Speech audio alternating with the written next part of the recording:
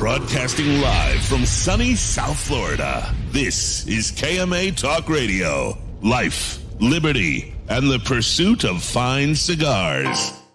Your KMA crew, the Italian Scallion, Paul DeGracco, Alex Tavella, a.k.a. The Goat, and always telling it like it is, Honest Abe. I like to smoke them like the Winston Churchill, like John Kennedy, yeah.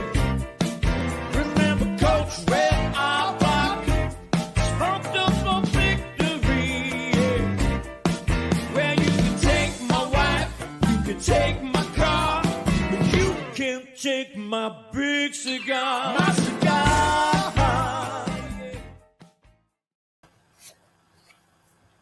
Good morning to all our loyal listeners, libertarians, and lovers of the leaf. I'm your host, Honest Abe, with KMA Talk Radio. We are broadcasting live from sunny Florida, and I'm here as always with my trusty cohorts, the Italian Scallion himself, the man we call Shameless Paul. I like that, the man we call Shameless Paul. Well, that's fine. If that's what you call me, that's fine. That's got a little ring to it. And of course, the man who sits to the right, also known as the GOAT, Alex Tavella. Good morning, folks. Good morning. A lot of energy in the room this morning. I'm still ready to go. Yeah, I figured you'd still be out of it, especially after a night's sleep. Man, I'm still out of it. My dialogue isn't on point. My reading isn't on point. My typing isn't on point. Why are you so tired? Oh, I got messed up yesterday pretty bad. Oh, I had no idea. Got the good stuff. I went to dude, I can't imagine why anybody would like casually do that drug. Like not recreationally do that drug. I mean, I'm sorry. I went in for a simple colonoscopy and endoscopy. Oh, yep. I've done an endoscopy before. You didn't like the way you felt afterwards? Well, I didn't finish telling you what happened. Oh, continue. So, I should have realized there was something wrong when. Well, I did realize it, but what are you going to do at that point? But the anesthesiologist was like a little d-bag, man. She came up to me, and they're asking normal questions like, "Do you smoke?" And I went, "Yes." And she's like, "You smoke?" And I'm like, yeah. I mean, like, what are you really going to tell me? And all the procedures you do, I'm the first smoker you've come across? But, like, she took it, like, personal, right? So it ends up that they told my wife, because of my tobacco use, the anesthetic didn't take as well as it should have taken or whatever. So they dosed me with ketamine. What? Yeah. Party on. I woke up like... Have you seen Wolf of Wall Street? Yeah. You know the Lululemon scene? Yeah. No. That's how I woke up. Oh, couldn't my talk, God. Couldn't put words together. And I told my wife, don't come. When I wake up, I'll call you. You come get me. Yeah, I'll be fine. I was supposed to be out of there in 15 minutes. I was here for an hour and a half plus. And then how they sent me home, I have no idea. How I got home, I have no idea. I passed out for like an hour, still woke up fucked up. It was like 4 hours before I was normalized. I was messed to the hill. And then still, even now, I feel like a Mack truck hit me. All my senses are slow. I feel like I was at like Woodstock last night. Like I partied at Woodstock. And meanwhile, you just had an endoscopy and a colonoscopy. My wife literally said to her, they still give human beings that stuff? I mean, I didn't know that they use that in medical professions. Oh yeah. Dude, I was hallucinating. Why couldn't they just dose you with more of what they were giving you to put you to sleep? Do you think I had any time to ask any questions, bro? I wasn't conscious till like 3 p.m. I was home, 2 p.m. Oh my God. So you're coming off a bad trip. Bad. And the worst kind, because it's the one you didn't expect. Right. Yeah, you had no time to mentally prepare for it. No, man. I woke up messed up. My wife said I got on the phone with her. I don't even know how I used the phone. First off, I don't even know how I found the phone. Says I called her, come get me. And then she's like, I'm on the way. And then I called her back like literally 30 seconds later. Where the fuck are you? Get me the fuck out of here. Yeah, that sounds about right. That would be normal. No, man, I was out of it, man. I was completely out of it. I'm still a little slow this morning, so bear with me. Oh, geez. Yeah, the 2 times I've had endoscopies done, I like loved it. Afterwards, I felt like I was on cloud 9. It's the I greatest can't feeling wait in the to ask world. my doctor why the fuck they gave me ketamine. Yeah, that's I like. Don't they give that to like animals? Horses, Yeah. it's like a horse tranquilizer. Horses, cats, yeah.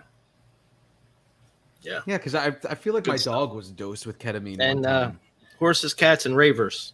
It's a rave drug. Right, yes.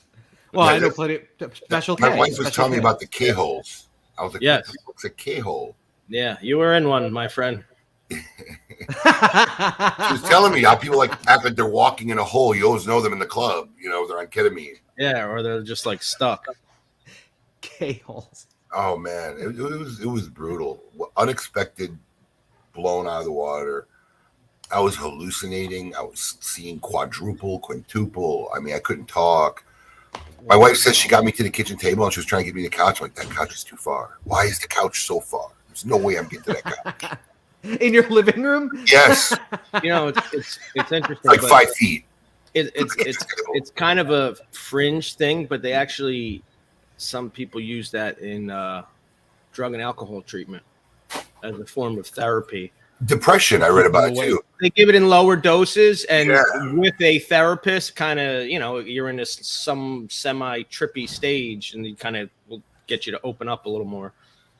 But it's kind of a Well, fringe I guess I could see that because it takes your mind away from the DTs if you're going through withdrawals. I guess that Dude, it kind of makes sense. part of the use is to kill your consciousness. It takes everything away. It causes complete consciousness. I was out like, oh. sounds like my. So kind did you of just? night. Yeah. Sounds like what? Your 80s? Sounds like my kind of night. Yeah. I don't like that feeling of like not like being removed from things. That's probably why I never got into drugs, but I don't like feeling like when I used to smoke pot, I would feel like I'm sitting in the back of my head watching the movie of my life happen without me. That's how I used to describe it to people. I don't like that. Not being. I can tell you, there's no way this woman microdosed me. She megadosed me, man. Because look, I'm a big guy. Even when I used to do like recreational drugs, I never lasted as long as anybody. I never got affected. Right. Even when I go to dentist, the Novocaine typically starts wearing off before they finish drilling. I was whacked for 4 hours after this procedure. A little over 4 hours. Yeah, and you would think like she would, obviously with your larger size, they could just dose you higher on whatever they were giving you. Why she was probably like, well, shit, I'm not waiting another hour for this son of a bitch. I'm telling you, with more she dose, was. so Let's put him down. I'm telling you, Yeah. I feel like I got whatever the term for like a hate fuck is for anesthesia hate fuck. I think I got hate anesthesia. Yeah, I think so too. You know what? Yeah. I think about that sometimes because even you ever be at work one day like doing a job and you're like, man, I just let's get this over with, get it done. It doesn't have to be the best. It just has to be done. Like, don't doctors do the same thing? Like they're in a surgery and like, fuck, listen, we got card game tonight. I got to get out of here. Like, it's good enough. Let's just finish it up. I think about that because people think that way. I feel bad for the So nurses when I woke up. There was one girl lady from New York. She was super tolerant, super nice, man. She's like, "You're gonna be loopy for a while. Hang in there, babe." She was talking me down for everything. Did they strap you down? No. Strap me down. I could barely move. I couldn't walk to the car. All Strap right, me well, down. maybe that was the point. My They tongue probably was saw you barely. coming in. My tongue was barely working. It was really funny because when I started talking, I was totally mumbling, wasn't making any thing, and I wasn't sure, am I talking that way or is my hearing fucked? Right? And then I realized I could hear the nurse normal, so no, I'm sounding like an idiot. Oh, so it was you. It was you. Yeah, I wasn't able to talk normal. The real what question actually, is- what actually happened was, we knew that Abe was contemplating coming in the office after the procedure. Yeah. So we made a little dose him up good. Keep him out of here today. I wish we had some kind of video of this. Well, like I told my wife, I'll just call you because I got dropped off at 6:15. Then she had to go drop off the kids. I'm like, just go home. Had you done a colonoscopy before? Or is this your First one. first time? Okay, so yeah, I was gonna say. And they did both. They Maybe did you just knew. They did the endo and the colon, but I talked to people. It was no big deal once you're done, whatever. And I literally told her, I said, The when I worst wake part is up, getting prepared for it. The worst part is getting prepared for it. I hear for the colonoscopy. well, You the most stuff. agitating thing was really not eating all day. Fucking Alex coming to my office every fucking 20 minutes eating a bowl of food. I finally kicked him out of my office. Like, literally, how many fucking meals can you eat a day? Like, I'm really like, I'm trying not to focus on not funny. It was funny because I walk in the office and he's like, can you fucking not? And my first instinct, I was about to get pissed off. He was like, can you not fucking come in here with food? And literally I went, I sincerely apologize. Yeah, like he turned around and goes, yeah, I could tell as soon as I started saying, will you please stop fucking coming in this office? And that's all he heard. And I saw his face. I said, while you're eating food? And he went, no, I'm sincerely sorry. No, sincerely. I really am. I'm sincerely sorry. See, I would have walked in with a pub sub after that. Bro, that was really the hardest thing. And then I go home and my wife chooses that night to make like a fucking killer dinner. Right? So I'm smelling this shit or whatever. I can't eat nothing. And then I didn't have to drink my first drink till 6 p.m. And then like it really the shits didn't kick in like for like 3 hours. And then you had to get the second one at 11. So then I woke up like almost shitting in my pants at 4 a.m. Yeah. You know. Look what we do to ourselves in this country. For those of you who haven't reached 45, enjoy it, man, because getting old sucks. Yeah. Now, how old are you, Paul? I'm 39. Yeah, they start the testing now at 45. Yeah. I think I probably would go earlier because it is in my family. Oh yeah, then you probably start at 40. A cousin. No, when I got my checkup, I thought I was due. They said now 45, so I was like, cool. Got 5 years. I've had an endoscopy done though in the past. It's, it is what it is. They put that blow up doll thing in your mouth. Did they do that to you? Or I was out of it. That's a clip I'll be saving. They put it literally like a plastic pipe in your mouth so your mouth stays open like this. That's also a clip I'll be saving. No, I mean literally, I was in the room. The last thing I remember is they put an oxygen mask on me, and then I woke up in complete utter delirium. Meanwhile, as soon as she saw you close your eyes, she's like, "Fuck this son of a bitch! I'll show him for being a smoker." And they literally said to my wife it was because I was a smoker and my size that they had to do it. Yeah. I don't know. I feel like we should ask some physicians. I just think there's a million other things they could have done other than horse tranquilize me. And then I really don't know how they got me out of that hospital, how they discharged me. I don't know how my wife got me in the house. God bless her. But I was going to say, how did she get you in the car? Like, were you walking? I was really slow. She's like, it took forever, like one step at a time, and I was wobbling and like swaying everything. Any of the neighbors, Brandy's fearing for her life that you were. If any of the neighbors saw my wife walking into the house at fucking like 10 o'clock on a Friday morning, they all at 10:30, 11, they all had to think like she went out to the bar and got me from a drunken stupor. Like literally. Just rolling you in the house. I might have footage of that on my house camera. Yeah, I bet you do. Coming in the I'm gonna go look for it today. I bet you I got footage on my house camera of how long. I'm sure of you at least going up the driveway and walking in the house. That's gonna be classic. No, I'm sure I got video of it. I might post it on KMA if I find it later. But look at my eyes. My eyes look like I went on a bender last night. Yeah, actually, you do. You look like you. I'm a little glazed over. Yeah. Wow. Jeez, and I thought I had a crazy couple days. I guess not. Yeah, how was your Fridays? Well, Alex had his own little universal catastrophe. I did. We had a little How catastrophe, but we had some website issues, which actually wasn't our fault.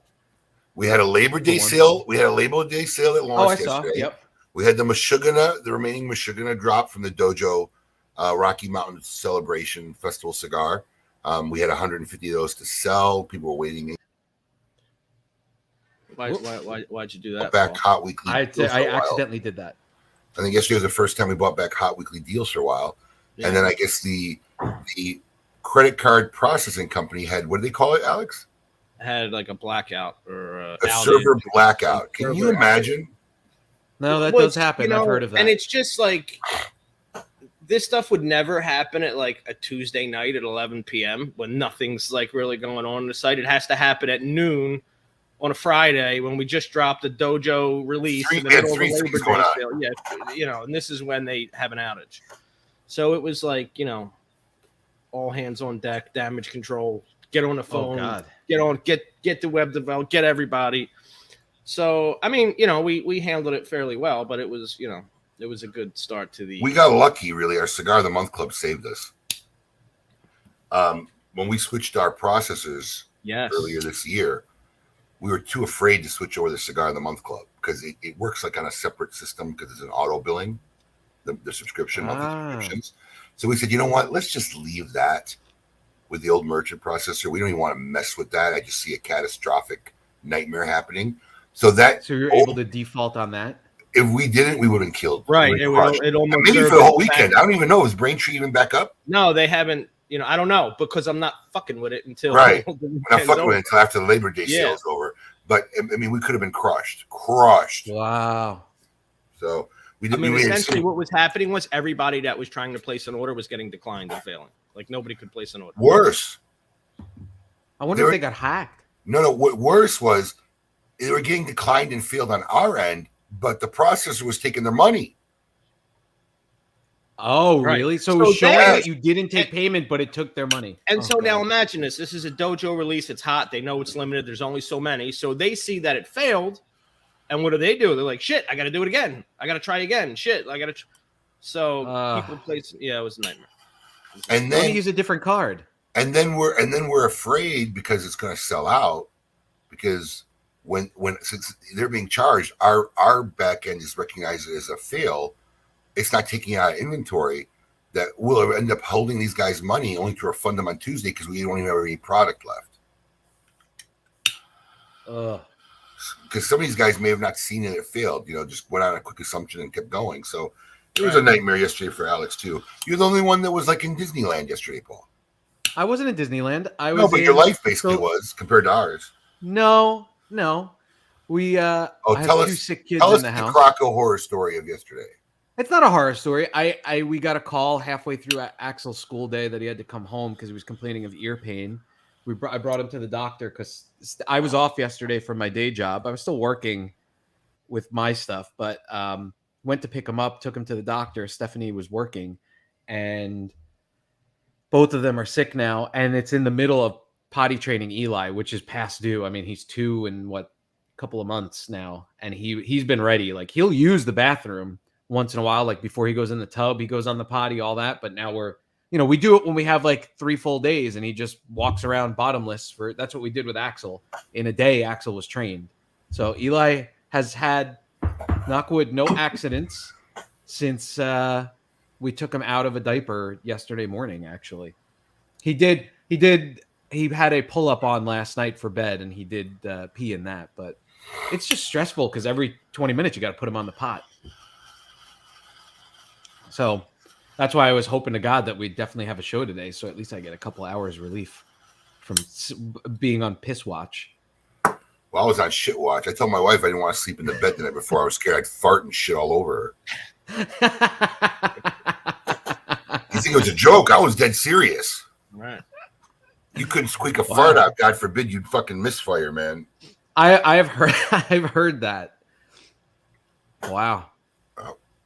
Sounds like a party. Great start to a holiday weekend for you. Hell yeah. It was literally like a college weekend for me, just without all the fun. Right? You skipped right to the aftermath. It's all aftermath. Yeah, exactly. None of the fun that got you there. Seriously. Oh, man. On that note, we have a very, very unique guest on our show today. First timer, as always. Pleasure when we have first timers. I saw their booth at the PCA trade show for the first time this year. I was very unfamiliar with the brand, and it just so happened that they happened to be sitting in our lounge about a month ago, and I ran into them, talked a little bit about them, and thought it was an interesting enough story. Asked if they'd like to come on KMA Talk Radio, and here we have it. So let's get on with our Meet Your Maker segment of this week's episode of KMA Talk Radio. I want all of you to get up out of your chairs. I want you to get up right now and go to the window Open it and stick your head out and yell. It's time to meet your maker.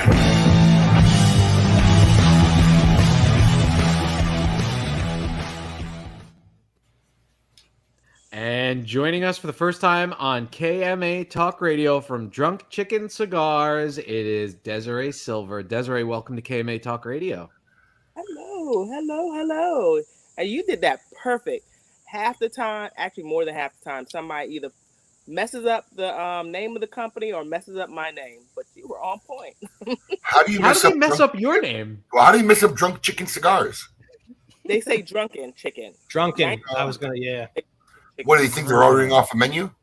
I always tell them we're not drunken yet. We're working on it. That's funny. We're just drunk. So, Desiree, you're the founder and CEO of Drunk Chicken Cigars. Obviously, a lot of people are probably seeing you and hearing about you for the first time. Why don't you give us a little backstory about you, what you do, and how you got into cigars and how you got into starting a company called Drunk Chicken Cigars? Well, I'm. I hear them. What's in the chickens can hear my voice now. I was sitting backstage and they ran away. I was like, oh my gosh, I'm not going to get them here. But as soon as I start talking, they all flock to me. So that's why I keep looking down, because one of them is going to be on the table in a minute. So when that happens, don't be scared. But I have a chicken farm, a small chicken farm. Normally I have anywhere from 25 to 30 chickens. Right now, because I am selling the house and moving to another state, I only have 9 or 10 right now. So I just did not go and replenish my chickens this year. Now, is this for personal use, or are you selling them the eggs, or what's the purpose of the chicken farm? They're just pets. We eat the eggs.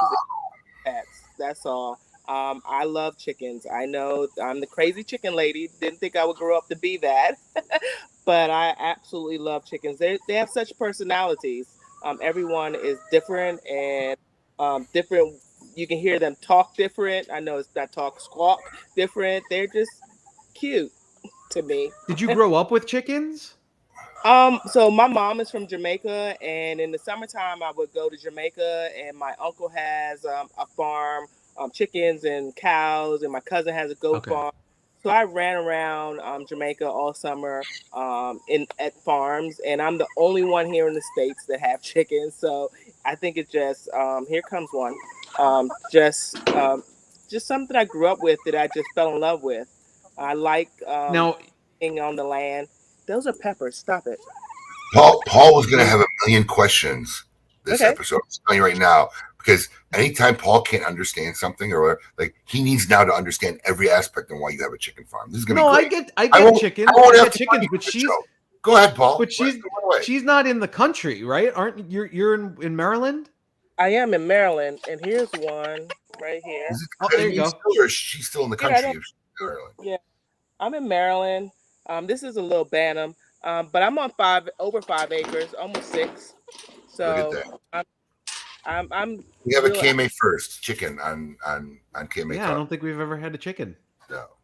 That's my little one. She always jumps up. One of the big ones will jump up soon, but she always jumps up, and she's destroyed a computer for me. When she jumped up, she knocked the glass of juice in the computer. Totally lost everything. When I have a purse or a bag, she's in the bag trying to figure out what's going on. She's nosy. That's little mama, and she's the leader of the pack too. She's the smallest but the leader. When did you get your first chicken as a pet? When I got divorced. You figure you upgrade ex-husband to a chicken? Was that an upgrade? It was more company.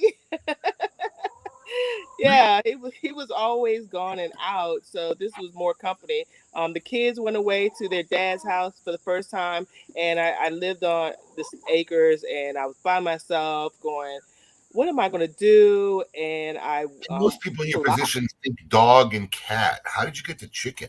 So I live near every other piece of land near me. This is old farm country. There's a cow farm over there. There's goats over here. There's pigs down the street. So I'm surrounded by farms, real large farms, and the farm store is down the street. So I'm driving past the farm store, and it says, "We have chicks. Tell your peeps." All right, here comes another one. I'm gonna turn the camera because I don't want her to come so close because she's big. Where is she? Oh, Oh wow. Yeah, that's a neck and neck. She doesn't have feathers on her neck. That's I That's think weird. that's broke neck. They all have names. That's her name, broke neck. Huh. Broke neck. All right. And there's another neck and neck. She's a little darker, but she has that's ODB.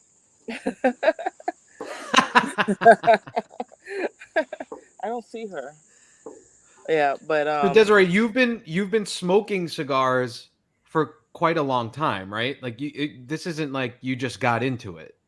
no, I've been smoking cigars since in my 20s. I'm 50 now. what came first, the chicken or the cigar? Oh, the cigars. I've been smoking since in my 20s. The If chicken. you had a rim shot, Paul, that would have been a rim shot moment. What came first, the chickens or the cigars? Yes. Put that on the T-shirt.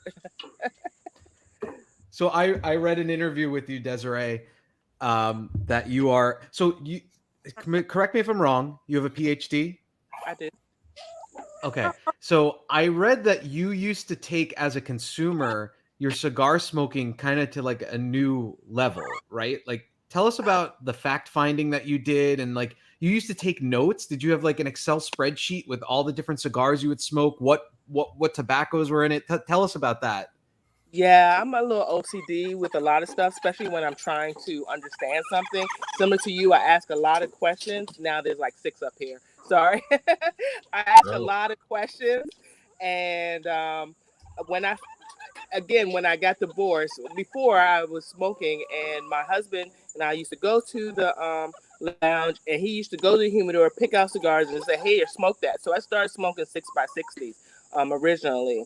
And when I divorced and I'm trying to figure out what to do with myself, I used to go to cigar lounges. So I went to cigar lounge, and the guy is, "Hey, we here, come in the humidor." I'm like, "Oh, where did all of this here?" I never even really went into the humidor, so I never really experienced all of. Oh, so you just smoked what you were handed, whatever he brought to you, you smoked.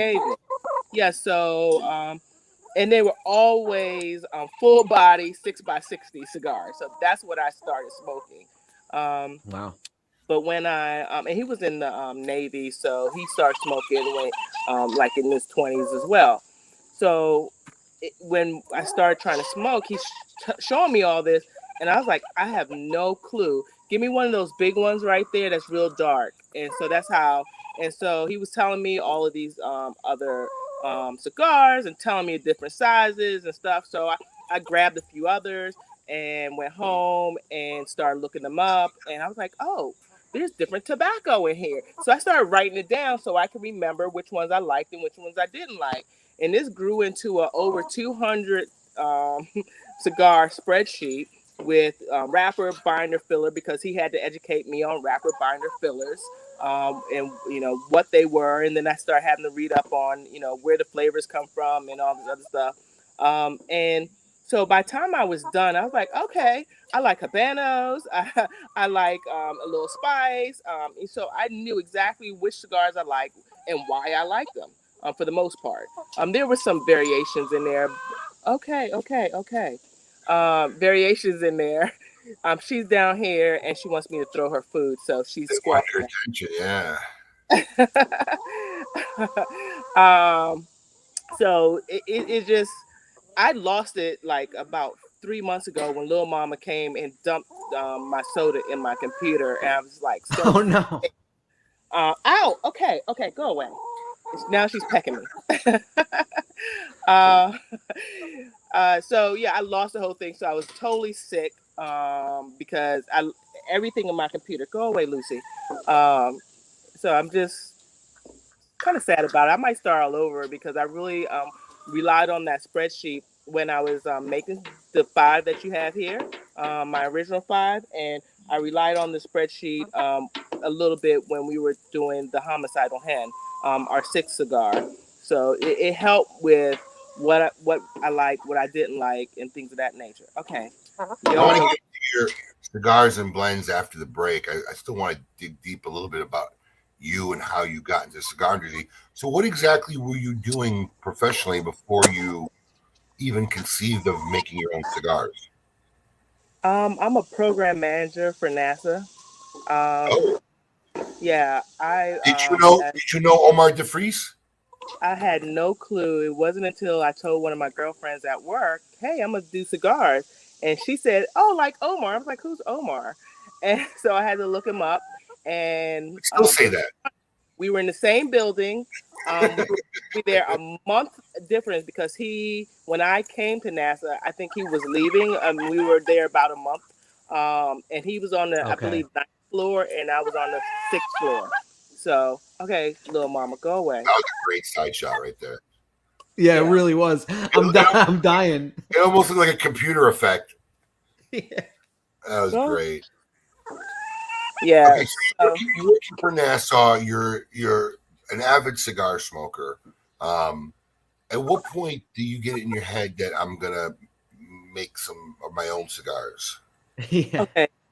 So I didn't. It was just to make cigars for myself, not to sell cigars. That was never the Were you intent. inspired by that because you weren't happy with what you're smoking, or were you just curious as to see what you could create for yourself? So fast forward a little bit. I'm in a new relationship, and we are engaged, and we're traveling a lot. And I OCD. We just remember that every time I tell you something that's crazy. When we go places, I used to write down all of the cigar lounges and shops in the area so that we can go and experience the cigar life in different places. So wherever Right. we were, I could bring up this, she can go, "Hey, let's go here," or "Hey, let's do this," or So we were in Florida, and I said, "Hey, here's a cigar shop that I looked up. It looked very interesting. They roll their own. Let's go." And it was like a little storefront for the most part. And when we went there, they were really accommodating. They were super cool. They were telling us about their cigars and how they roll them. And they had a one or two rollers in the front at the moment. And then when he said, "I can roll any cigar you have," I said, "Well, what leaves do you have?" And the guy was kind of shocked that I even knew, to ask the question. And so he started telling me about the leaves. So I had a little bit of knowledge because I had the spreadsheet on what I liked. So I told him what I wanted to roll. So he rolled it, and we smoked the cigar and absolutely fell in love with it. And I said, "Look, if I buy 200 of these cigars from you, can you give me a better price?" And he said, "Yeah, I'll give you a better price." I said, "Okay, I'm going back to my hotel room. We're going to smoke these cigars. I'll be back in the morning." So I came back in the morning, and he had about 50 of them done. They were rolling them. I said, "Look, I want to do some other blends with you because we both smoke cigars and they're getting expensive. If I promise you 500 of them, can I get a better deal?" He said, "Yes." I said, "Okay, we fly home in a couple of days and I'm going to call you and we're going to work out some blends." So, I'm smoking 2 to 3 cigars a day. He's smoking 2 to 3 cigars a day. And that's when we were like, one of us has to quit because our smoking habit is getting expensive. So we saw that this was a way to have quality cigars at a better price point for us. And so we worked with the guys at the shop for about 6 months, maybe longer, and we came up with the 5 blends you have here. The DCO, which is the full body, which So when you created these 5 blends, you Mhm. created 5 different blends for your own personal consumption. For the two of us. Yep. Because I like to smoke different things at different times for different So reasons. did you give him an order for 500 of 5 different blends or 100 of each blend? Oh no, we had 100 of each blend. Okay. Yeah, we had 100 of each blend to start with, and it went from that to give me 200 of each blend, and then went from that to, hey, we're starting a business. Now, when you went up to 200 with each blend, was that because you were consuming more, or did you find you were giving a lot away? Giving a lot away because when we go to lounges, people say, "Hey, what's that white band with the number one on it or number two?" And oh, this is just our blend, something that we created. Oh, here, have one. And it would just we just go to the lounge and people ask, and we just gave it to them because we had 100 of them. It was no big deal. So we really love them, so we re-upped to 200 of each, and we didn't have a place for it. So those old refrigerators you have at the dorms. So I had a couple of those, and we stuck them in there, and we decided that, hey, we didn't have enough room, so we underneath the steps we put a door and drywalled it in and created that as the humidor space, and took the kids old toy box and made from IKEA, and that was our shelving and stuff in there. Wow. Creative. Yeah, so we utilized that for a long time. And so no idea, like no reasoning behind it that you would eventually start a company. Obviously, this is just for personal consumption, for friends, for family, whatever. This for personal consumption, friends and family, people that asked. For the most part, it was never even thought, nothing close to, oh, we're going to start a business. It was just, hey, these are great cigars. We get 5 of them, and we can smoke it, what we like, and a really great price point. What was the time frame between we're making cigars for ourselves personally and we're going to make this a business? It's over a year because I think it was 2017 we started, and we didn't actually. It took us about 6 months plus to come up with the blends. So we were in 2018, and then we decided. Then my friends come over, and we called the place the Drunk Chicken because they said that our chickens looked drunk while we're sitting there getting drunk. So we thought it was funny, and we called the place the Drunk Chicken. Welcome to the Drunk Chicken, and we put a big plaque up over there. And then we started to get the cigars, smoke the cigars.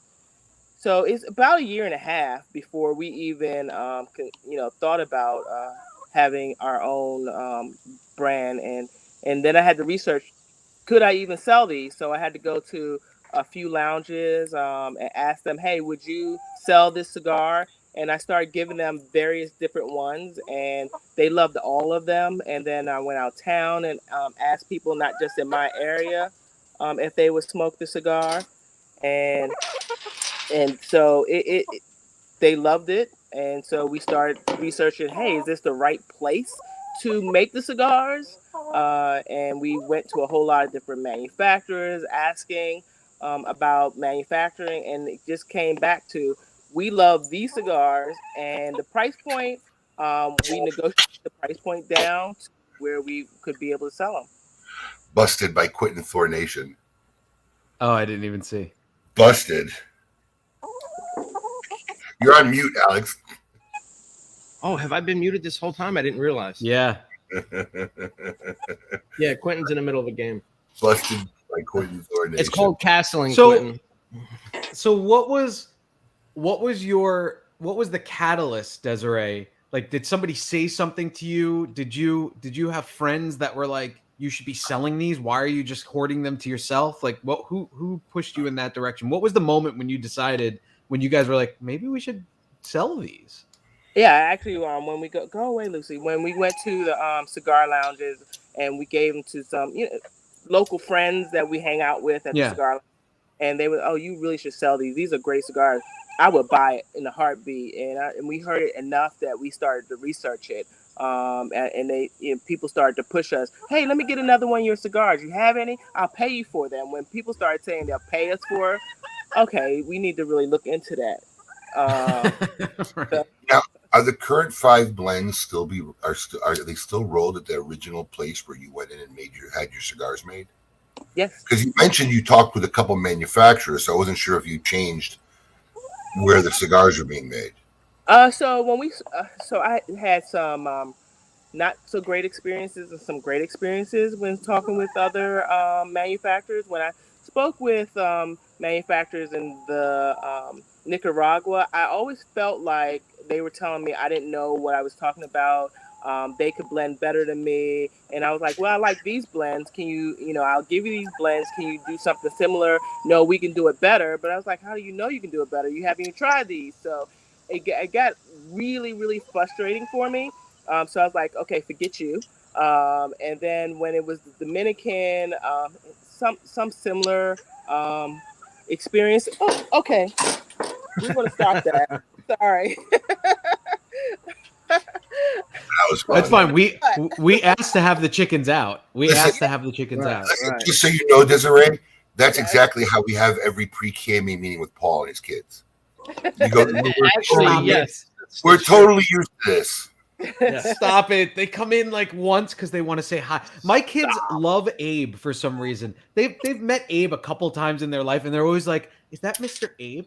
Paul, we've What's had his toy? KMA I don't- meetings where you were cooking dinner and changing diapers at the same time. Yeah, well, that's when we delayed meetings. We were supposed to have it at 4:00, and we ended up having it at 6, and Stephanie was working. So yeah, that has happened. Yes. Hey, life goes on, right? Well, you asked for Life this. goes on. Get me Well, I showing them because I fed them, so they have everything out the bowl now. So they are Uh-oh. actually took it out the bowl, threw it on the ground, and now they're coming back for more. I just want you to know that this is not an unusual feeling for us. We're very well versed in this We kind can of maneuver very well- distractions. Absolutely. Yes. Oh So, wow! anyways, you were telling us some of the manufacturers were not receptive and they wouldn't really give you credit for making a blend and insisted that they could make a blend better than Not what you bad. had designed.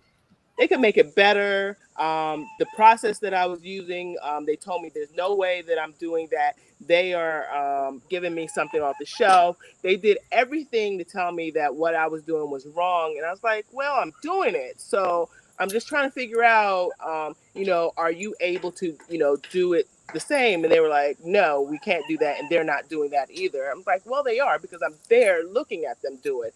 I'm there watching them do it. What I'm are they there claiming taking- they're not doing? So, our experience, what's different from Drunk Chicken Cigars from most manufacturers, wholesale manufacturers, that we are giving you the fresh rolled experience. They're rolling cigars within, you're getting it from roll to your shelf within 2 months to within 2 weeks to a month, where most companies want to have it 6 weeks, 8 weeks before I would even get it, and then I will be able to send it to you. So I'm getting it right away, where they're saying no, you're not doing that. I'm like, yeah, we are. So they're saying no, they couldn't do that. Okay, come on, you're coming.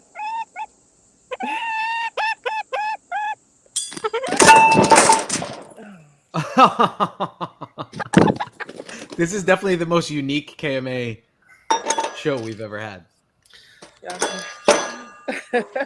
So, again, Desiree, if it's too much for you being outside, we're coming on a break in 15 minutes if you want to relocate Yeah. for your own comfort. Well, I'll throw them some when we come in a break. I'll throw them some deer corn, and they'll go in a different direction when I throw it in different. Because the food is right here, that's where they're going to stay. But once I throw it in a Right. different direction, they'll run away and leave me alone for the most part. And if it does get too much, I'll go inside. Just like most men. Could have distract them. Yeah, throw the food in the So- part of- So you're saying that the manufacturer that you're using now rolls the cigars. You have them immediately. They don't sit to rest anywhere, or they don't take a period of time. I assume the tobacco's already fermented, right, Abe? At that point, Yes. when they're rolling We're it? either buying it or we're resting it ourselves before we roll them. So we buy our tobacco. 90% of it's from Oliva Tobacco right now. And Oliva Tobacco family. The tobacco family. yes. Who we've had on the show, great guys. We need to get Yeah, them back so- on, actually. Yes, you know what? They randomly I talked to them about a month ago because they asked me a question about one of the guests we had on. So I'll reach out to them. Yeah, so 90% of our tobacco is from Oliva Tobacco. And so we roll right there. We are looking at other sources. Our Mexican San Andreas right now is coming from Mexico. So we do have to rest that before we roll. But the other ones, because we're buying it already fermented, we're good to roll. Where are you doing all of this? Are they doing it at that shop for you? Yes and no. There's 2 shops now. And there's 9 rollers versus the 2 rollers, and we're cranking out close to 200 boxes a week now. How many stores are you in? Uh, Close to 400, if not over. I stopped counting. And we're in Europe as well. That's And a in, lot. And how long have you been selling your cigars? we started our first exact sale was January 22nd. We delivered our first two stores on the same day, one in Alabama, one here in Maryland, 2019. Oh, did I say that? Yeah, 2020. Okay, stop it. The year of 2020, COVID. The year of COVID. year of COVID. Yeah, it started in COVID. Wow. That's very impressive. Yeah. Right now we have such a backlog and it just continues to grow and grow. So I am trying to, I know we're going in the slow season right now, so I'm very, very thankful for that because we'll be able to catch up on all our back orders. But also, I'm looking at, okay, we need to get either more rollers or we need to figure out other manufacturing options.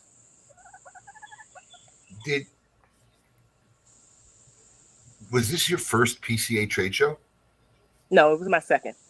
So you were there you were there the year after COVID in 2021. Okay. It really is a very impressive. Paul, I mean, I'd be shocked, but you wouldn't happen to have any imagery of the boxes loaded, would you? No, but we have this. Yeah, it almost it's. Well, we are pretty sure we were going to get there. Oh, But it sounds like almost reminds me of like my experience in Cayocho, almost like you're offering in a box. You know, you go down there, you go into a factory and you know, and you're smoking those cigars right off the table, maybe just got rolled a couple of days. It sounds like you're almost providing that experience in a box that, you know. Yes, exactly. Gin, and it's her blend. Right. Yeah.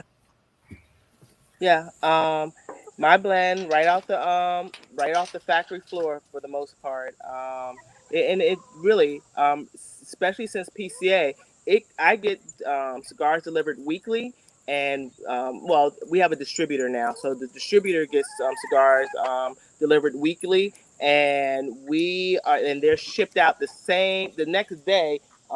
They're gone. So I have a question for you. So, in all my years of seeing cigars being made and being involved in, you know, developing a couple blends and wines, I've just always seen it that cigars have sat before they shipped it. Even when we made our Raji cigar, we drove down 7 months before the cigar was released, and I showed my dad where the cigars were being aged in the El Detente Bronze factory here in Little Havana. What gave you the notion that it didn't have to be that way, and why do you think that every other manufacturer kind of does let the cigars melt and age after being rolled for a certain period of time? And why do you think that that's an unnecessary process?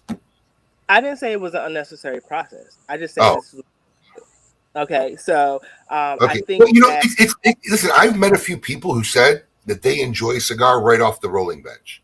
There are some people that feel that that's not ready to smoke, but I've met many people. I met many people in my career who loved to have a cigar right off the rolling table. Yeah. So when I had the experience of having it right off the rolling table, that the time that I had it with the guys in Florida was the first time that I ever had it. I felt like the cigar, and here's one that's less than a month old. I felt the cigar wasn't hard. Can you see it? Yes. Okay, I felt the cigar wasn't hard. I liked the feel of it. I liked the way it smoked. I liked everything about it. This is Sweet Dreams when I was smoking it. So it's a different experience for me because when I go to a shop and get a cigar, it seems to be harder. The smoking experience is not always the same for me. So this is what I enjoy. I made them for me. I never made them to sell. So when people buy them, I tell them, hey, these are fresh rolled cigars for the most part. This is what you're getting. You're not getting aged cigars. So I'm not trying to deceive anybody. This is just what I enjoy. So I'm giving you the experiences that I have. And the biggest pushback you got from any other manufacturer you talked to was they just didn't want to send you cigars that were rolled right away. Exactly. Well, that was one of them, or I didn't know what I was doing because I wanted to blend my own. I never wanted to have somebody else say, "Oh, here's something that I had this experience quite a few times. Well, we have some great cigars on the shelf the other manufacturers didn't want that we could send you. Well, why would I want somebody else's losing cigar? Um, I want to blend my own cigar, and so that we I've had many of those conversations. I want to blend my own. Well, I can blend it better. We have a master blender. Yeah, okay. I mean, he could blend cigars for himself, but if you're going to blend it for me, I want to blend it. And so it became such a headache. I just said forget it. And I even looked at some other manufacturers here in the U.S. And it just for me it was they were a win all the way around. Easy to communicate, easy to deal with. I just couldn't ask for a better teammate right now. I guess part of my question here at this point is, if you were already making cigars blended for you to enjoy personally, what was the reason in even going to talk to other manufacturers about making the cigars that were already being made for you, which you knew you liked? Well, I, I guess I'm a researcher in nature. You never just go with the first quote. You always have to have three quotes. You also have to make sure you have the right price point. Just because I love these cigars doesn't mean that I won't love something else. I love other cigars. I smoke other cigars besides my own. But I wanted to make sure that I had the right fit because if I'm going to do it, I'm in for the long haul. So I'm going to have to deal with that person or that company for a long time. So personalities, I don't want anybody that I'm going to have a difficult time every time I need to talk to them. I want to be able to have an easy conversation, right price point, and the right blends. And like I said, I'm a researcher at heart, so you always have to have more than one quote. It's actually a very common mistake of young entrepreneurs or beginning entrepreneurs. They get locked into something and think that's the only way things can be done. So kudos to you Right. that, you wanted to go out and see how other things could be, what your options were. I always like And to know to keep up with demand. It sounds like demand is kind of, you have back orders now. So I guess it behooves you to look at other options to make the cigars the way that they're being made on a larger scale. Right, and that's what I'm doing right now. Is looking at. All right, so I have these 6 different blends, and it equates to 14 different faces. And with 14 different faces, that means we have 14 different cigars, sizes, blends to make every single week, and it is becoming we're not keeping up with demand right now, and that's because we have such a back order. And so now I have to do more research again and uh, open up my book if I had it.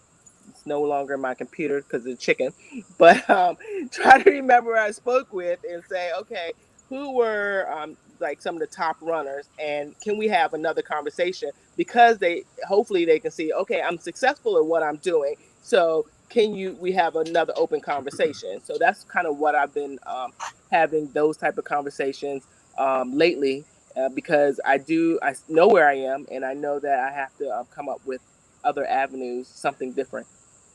Do you talk about, I don't know, and maybe I'm stepping on some, do you talk about what store this is, who manufactures the cigars, or no? I do not. Is And it, the number one it's in reason Florida? it's in Florida. That's all I ever say. And everyone says Miami. No, it's not Miami. And then they go with Tampa. No, it's not Tampa. But that's as far as I go.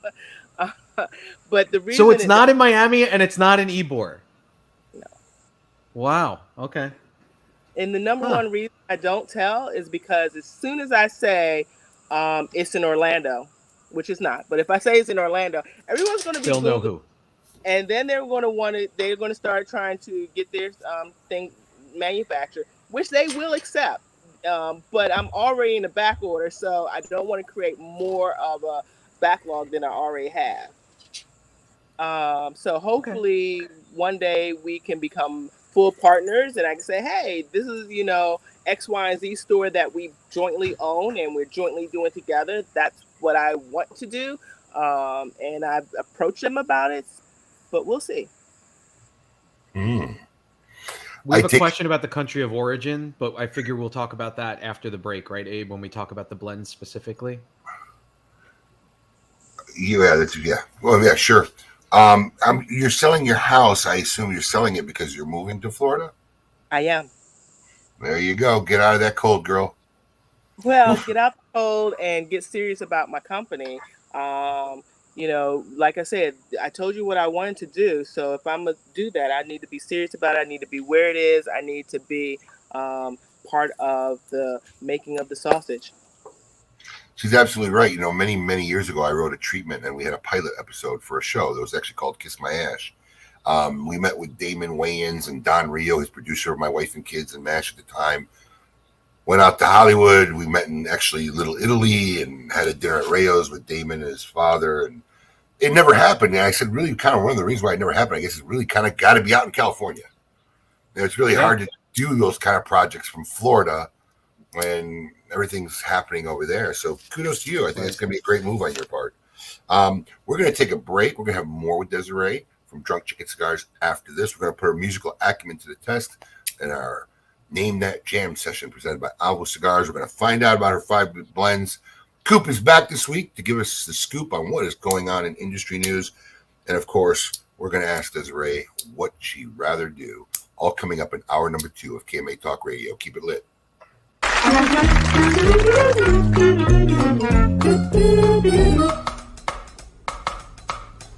Phenomenal. Phenomenal. Phenomenal. Phenomenal.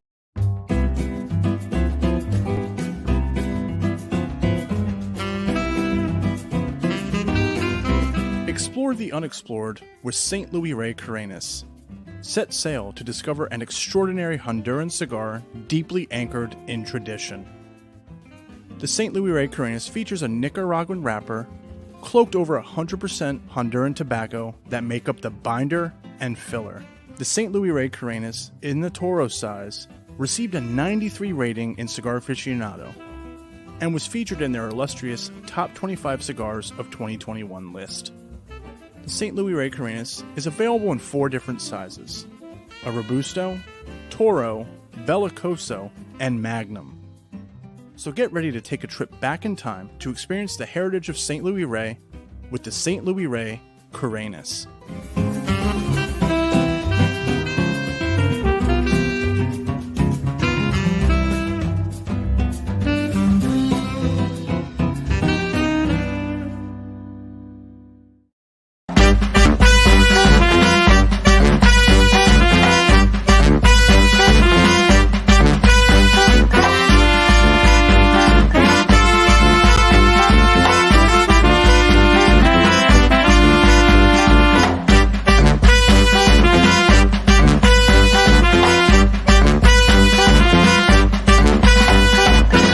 Phenomenal.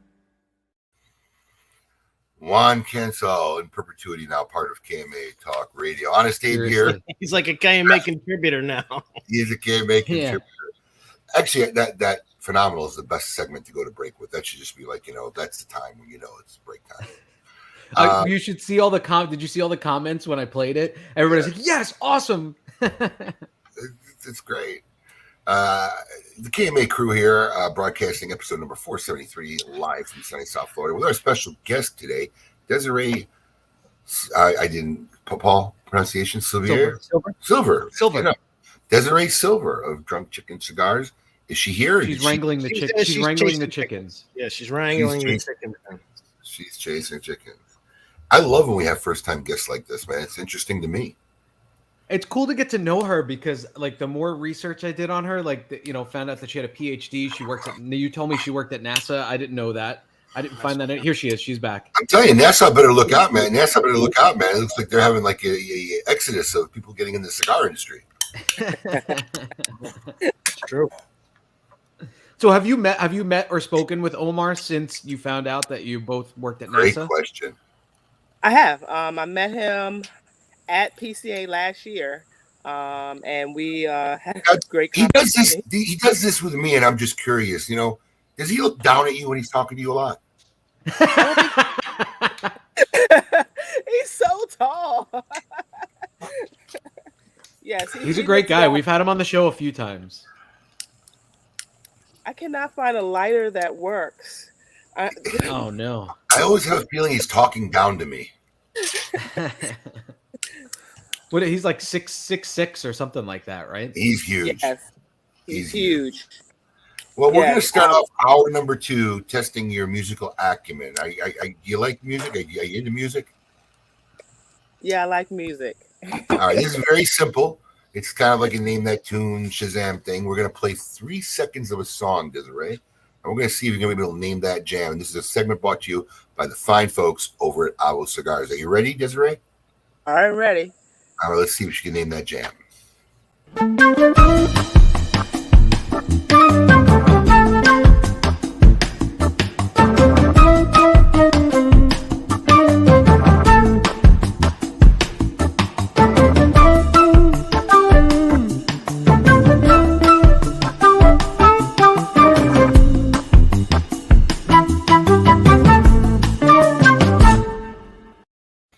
All right, here we go, Desiree. It's real simple. 3 seconds of a song. You can play it. If you need to play it replayed for you, let us know. But we're going to see if we can name this jam. All right.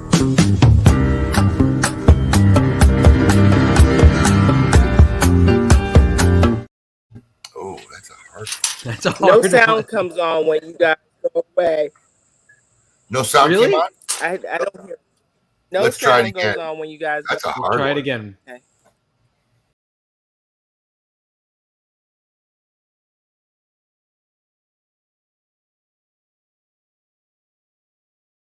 I don't even recognize the beat. Do you, Paul? When you go away, it tells No, I don't know what the hell it is. She's not getting sound. It's weird. Yeah, every Well, let's time you see if the go away, audience can help there's you a out. little on the screen that tell me to tap for sound. So no audio when you do that. Well, we're going to play one more time and tap that, see if you get the sound this time. Okay. Here we go. Ready?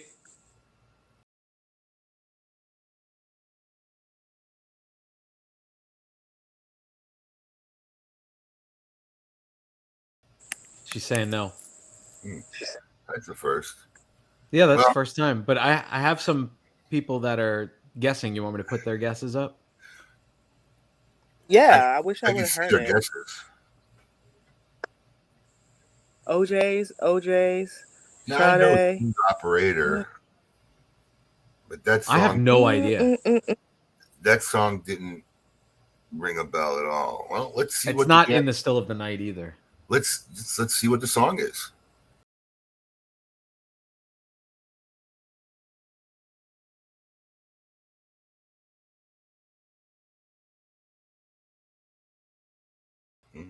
I guess they were right. They had a lot of people that were right. House guest Backstabbers. Well, Desiree, we can't say you really didn't name that jam because you couldn't hear the song, but it was the Backstabbers by the OJs. Once again, brought to you by the fine folks at Alma Cigars, eloquently making orchestral symphony music with cigars. Thank you, fine folks. Huh. I probably wouldn't have guessed it. So I'm gonna go with. Oh, I didn't guess. I definitely didn't know it. Normally, like even when I don't know the song, I recognize the beat, but I just can't nail it down. I didn't even recognize the beat on that one. I don't know the song. Yeah, I know me the neither. OJs, but I don't know that The song. song? Never did heard the song. Never. You never heard the song either? You never heard Backstabbers by the OJs? No. No, This is Alex every week when he picks an obscure song. How do you not know your that? song? The Backstabbers by OJs. You know what? I'm fine. I'll just stick to Leonard Skinner every week, and you know you guys. Listen, I'll pick on a bet that I can name. I've had no complaints about your musical choices. This is just one I happen not to know. Yeah. You've had some really good picks. This is just one I just don't happen to know. But I'm not, I'm not. I don't put myself on TV too. I'm just surprised you've never heard that, Abe. You probably as have. a huge. I don't put myself as a huge guy in musical trivia, but I could, if you gave me 10 clips like that of Billy Joel songs, I could Dan- name every Dan single said it song. must be a Philly thing. I wanted to say it, but I always say that, so I didn't want to. It might be that Dan didn't know it either, I guess. I mean, well, technically, the OJs are from Ohio, but the team that did the music for the OJs is MFSB, Mother, Father, Sister, Brother, from Gamble and Health, Philadelphia. So I guess maybe it is a Philly thing. Well, that was you Thank guys who don't know, Backstabbers should have their musical what? license revoked. Don't have a musical license. There's nothing to revoke. You guys Never know claimed. I can't fully pronounce words this morning. Like I just couldn't even say musical. I don't know. You came out like so jumbled this morning. Yeah, he's still a little If fogged. you- It'll take you a day. I am Yeah, so. if you didn't tell us this story, I would literally be like telling you should go to a hospital right now because I'm having a stroke. something seems wrong. Yeah, I didn't want to say it out loud. But... Even the stuff that happened last night is like a blur.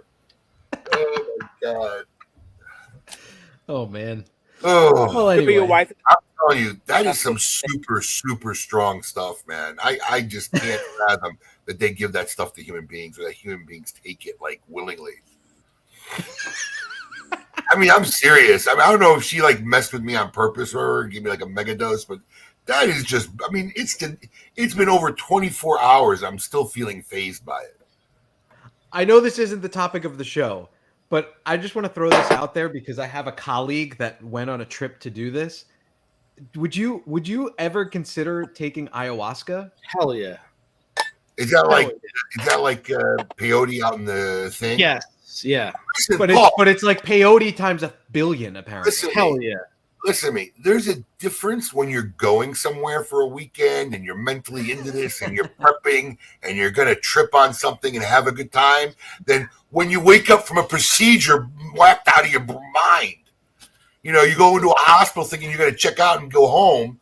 You know, like I told Alex, I might feel better. I might see you later in the afternoon. And then you come out whacked. Like the most whacked you've ever been in your life.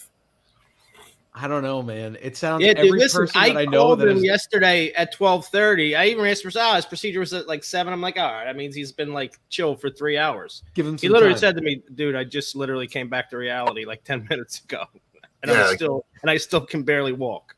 Yeah. And I said, getting back to reality means I can complete sentences now when I talk. That was getting back to reality. I can actually have a semi-conversation. That's funny because your assistant texted me at one point and she's like, Abe's going to need at least till 4 to do the meeting. But I was at the doctor's office with Axel. And at 4 o'clock, you still would have been loopy. Oh, like I said, I'm even loopy this morning. I'm finding myself talking and not being able to pronounce words a lot. Was he nice at least, Alex? He was Out of it. yeah, he was out of it. He was just very out of it. Because when Abe has a couple of I'll tell you drinks, if like when the did. drinks hit him, he's really like he's nice. He becomes but very this wasn't nice. a So I couple wonder of if he was. No, Tranquilizing a horse, literally. literally. Oh man! All I right. missed it. I missed it. Let's get back to the guest at hand, Desiree Sylver, Drunk Chicken Cigars. Now, we talked about in the first hour of the show, you have 5 different blends, and you used to label them 1 through 5. Is that correct? Mhm. Now, is that how you gave them to That your was- friends, 1 through 5, or did you actually start selling them with 1 through 5 labels? No, I gave them to my friends with 1 through 5. By the time Okay. we started selling, we had a name of a company because originally the name of the company was supposed to be Mad Dog, I think, or Crazy Dog, something dog. And I went to New York, just again investigating, making sure that I had the right place. Went to Martinez because that was another place that rolled cigars, and David there, and I believe they're doing their own thing now too. So kudos to them. And he says, "Well, what's the name of your company?" I tell him Mad Dog, and he goes, "Well, why is that? Tell me the story behind it." And I was like, "I don't know. I just need a name for the company." So he's like, "That is not the name of your company. You need another name." And Rico and I was like, he says, "It's got to be something that means something to you." And we looked at each other and said "Drunk Chicken" at the same time. And David says, "I don't know what that means, but that's the name of your company." And so he said, "Tell me the story behind that." So we were telling him about it, and it ended up. I said, "Well, let me see if the URL is available," and it was. So ended up being the name. Now, tell us about the 5 different blends you have. All right, so we have a full body, 3 mediums, and a mild. The full body, well, we have 2 full bodies now, so we have 6. But the first one is the Drunk Chicken Original. I'm smoking that one right now. It's our purple band. A lot of people just goes with colors. Each one is a different color. It's Mexican San Andreas with Nicaraguan Ligero filler. That's it. and it comes in 3 different sizes. And the binder on all of the cigars are Ecuadorian. So that's why I just, as I go through. Then I have the Mother Clucker. That was number 2. And Mother. that is Mother Clucker. That Mother Clucker, that's that rooster, Midnight, that used to fight me all the time. Every time I went to go try to feed them, he would try to fight me. And I would go, that Mother Clucker, get away, you Mother Clucker. Because I had kids and I didn't want to be cussing.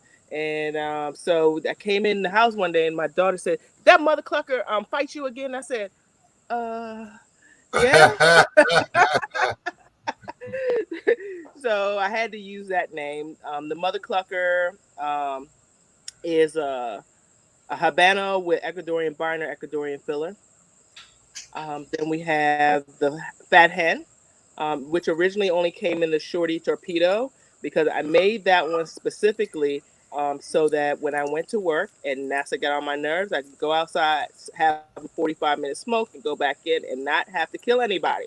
So I needed something to just to chill out and be by myself, and no one would be around because I'm smoking a cigar.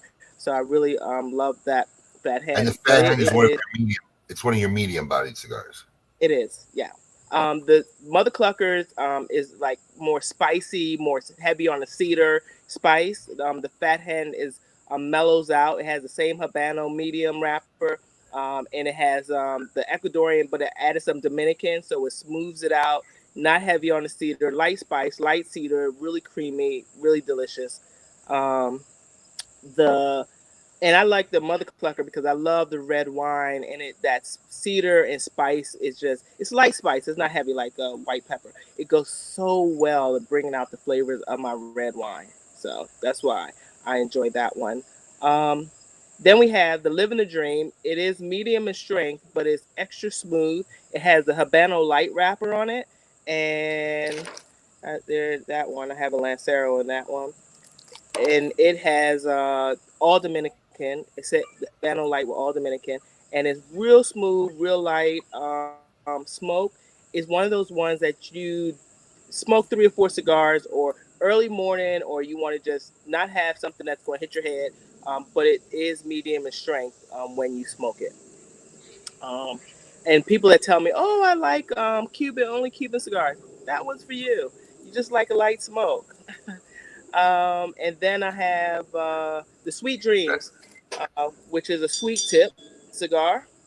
It is a Connecticut wrapper with Nicaraguan, but that sweet tip gives it cocoa vanilla flavoring when you smoke it. It's great. So that one's a sweet tip. That's a sweet tip cigar right there. That one is a sweet tipped. Yes, it's sweet tip. So it's cocoa, vanilla. Those people that like flavors, but not like it's a sweet tooth. It's not a candy cigar. It just gives you great mellow cocoa vanilla flavor. Allison, I was literally saying the same thing in my head before you typed it when she said cedar and spice. I was literally saying the same thing.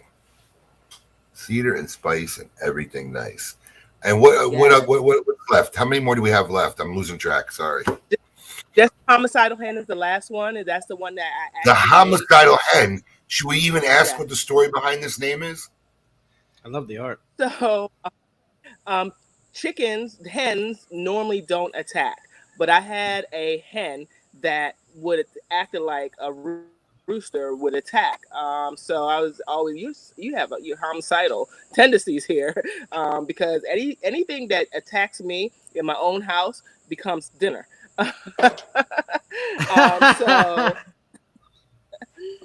I typically will not at all harm my chickens. I love them, they're pets, but when you start attacking me and I feel like I can't even feed you, then I have a problem. We have a problem.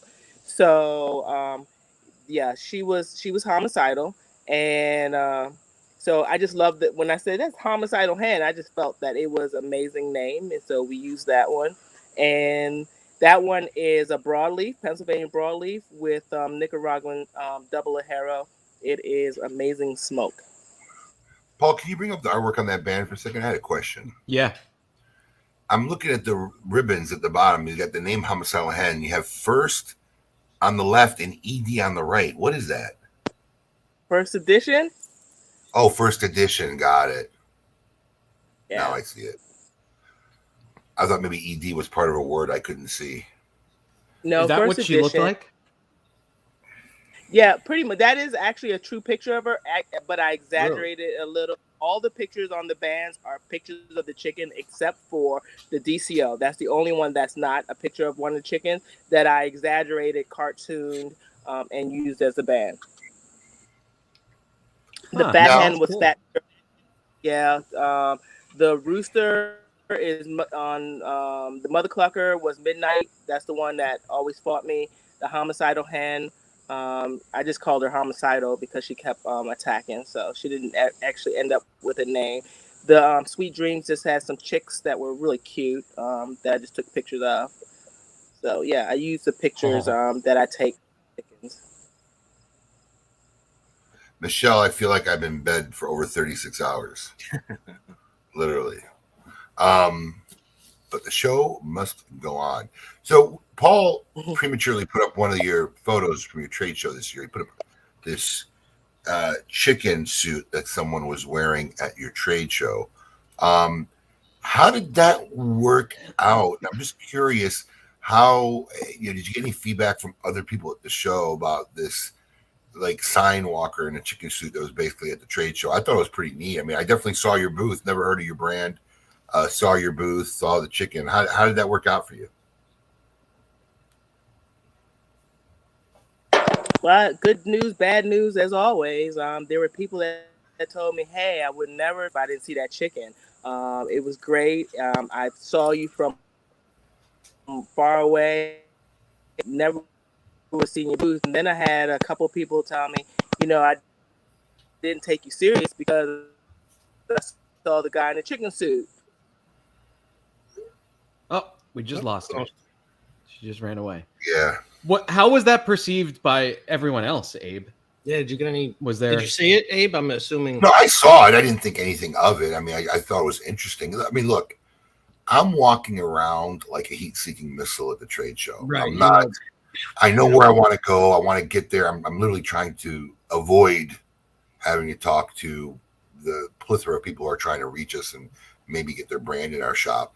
But I saw her booth. I saw a chicken, so it definitely worked.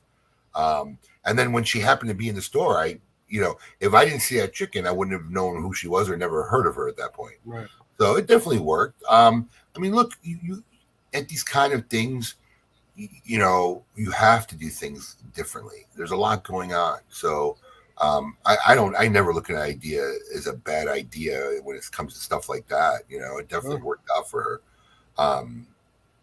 But I don't think it made her any less relative or less plausible as a brand owner having a chicken. I've seen worse. I mean, what's the difference in a chicken in all the years when people had, scantily dressed women or whatever? Yeah, sure. Monte Cristo had the when Monte Cristo Platinum came out, they had basically a nude model in their booth that was all silvered up, that looked like painted. Yes, she was like pure platinum. So I don't see it any different than any of those tactics. In fact, it was probably I didn't know that kind of thing. Like I've never been to the show, so it was a little more friendly and Disney-esque and probably more towards Paul's standards. I like it. Looks a little bit like the San Diego chicken. Yeah, a little bit. Desiree, do we have you back? Oop. Nope, we lost her. I just told her that she should go inside. Go inside where the signal is better. Yeah, that's what I was going to say. I don't see it being, I'm sure there's, plenty of other things that go on besides, Jewish State has boost blasting music and, so. Right. Kudos. She's back. So I'm on Try my it one cell more time. phone now. I got rid of the iPad. This is better, way better. So, we were just saying that, like, was it something that was accepted by the rest of the, by the rest of the crowd because it's maybe not something that they've seen done before. But Abe kind of said that he recognized you because of that. Like, he probably wouldn't have gone to your booth if he hadn't seen it. Yeah, I had a lot of that, but then I also had a lot of, it's kitschy. I didn't take you seriously. So there was a lot of there was negativity too, and then there was some complaints from other booths saying that he needs to stay in his spot when there was rabbits walking around. But I didn't take anything too serious or take it to heart. At the end of the day, I have to be true to who I am and what I'm doing. I think it's fun, kitschy. Do you have a website where people, if they want to come and find a record locator, see where they can get your cigars? DrunkChickenCigars.com. You got it ready. Look at that. I have some new things that I'm selling on the website, and I just opened it up while we were on break, and I was like, oh, that's kind of cool. So it was just sitting here in front of me. Put it up there for everybody so they can see it. There you go. Yeah, Drunk All Chicken. right. Yeah. Well, it's that time. Always to bring on one of our favorite KMA contributors, see what he's got going on. If he had a busy, interesting week in the news, we missed him last week as Garrett Robertson graciously stood in for Coop. But it's time to see our man. See what the scoop with Coop is. Hey, yo, what's my theme music? The Scoop with Coop. Breaking industry news. Hear it first on KMA Talk Radio and cigar-coop.com.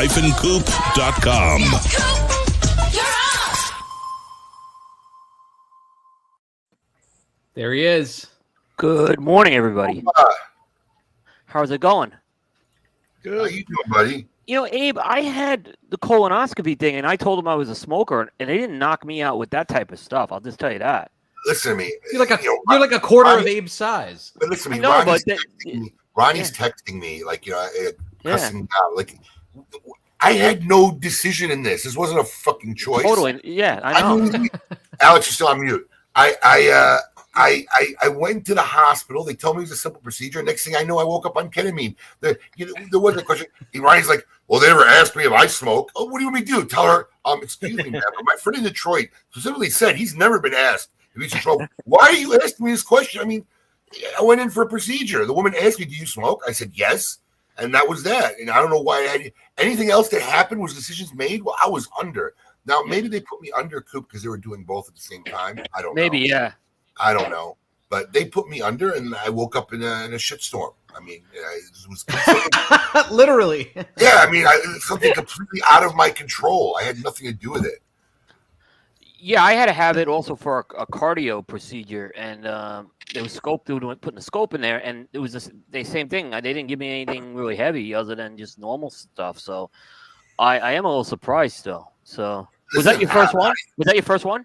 Yeah. How do you think I felt? I woke up. Yeah. I was expected to wake up normal. I woke up like Dorothy in the middle of Wizard of Oz. Listen, I still got to give you credit. You answered the bell last night. You were on with Saka. I mean, so.